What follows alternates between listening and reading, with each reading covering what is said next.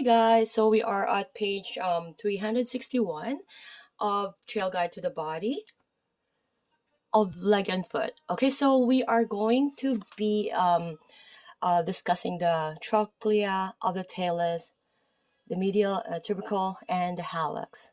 Okay, so looking at the image 7.42 and 7.43. Okay, for the medial tubercle, and this is for the trochlea. I should have done this before. Okay, so having your partner in supine position, possibly invert and plantar flex the foot. Draw a horizontal line connecting the malleoli and drop inferiorly off the center of the line.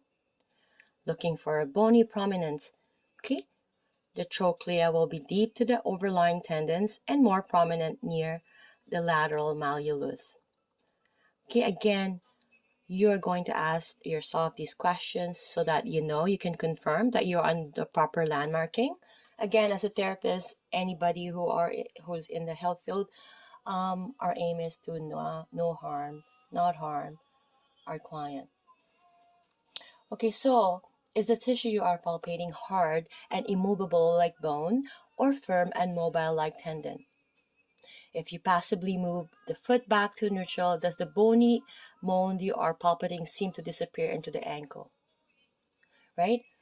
There's a line drawn here between the malleoli, and this is the trochlea of the talus. Okay?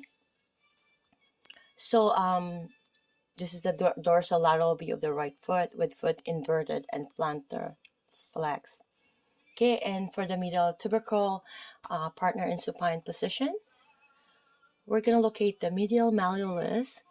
Instead of sliding straight distally for the sustentaculum tali, we're going to slide posteriorly, just off the malleus at a 45-degree angle to locate the medial tubercle.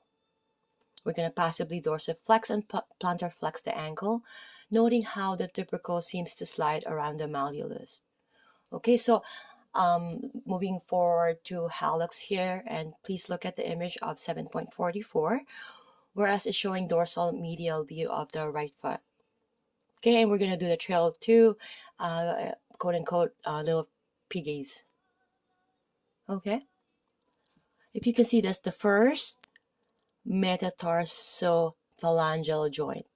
It's the first. This is the second, third, fourth, fifth. Okay, metatarsal because of the metatarsal, and it's the phalangeal joint. Okay, and keep in mind the toe and the thumb only have 2, whereas the other 4 digits, again, in the hand as well, there's 3, right? Okay, I just wanted to